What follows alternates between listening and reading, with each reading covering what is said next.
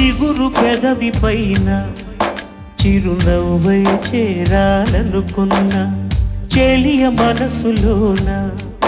సిరిమూవై ఆడాలనుకున్నా ఉన్న మాట చెప్పలేని గుండెలు విన్న పాలు వినబడలేదా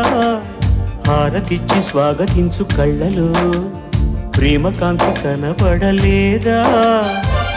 మరి అంత దూరమా కలలు కన్న తీరమా జాబిలమ్మ నీకు అంత కోపమా జాజి పూల మీద జాలి చూపుమా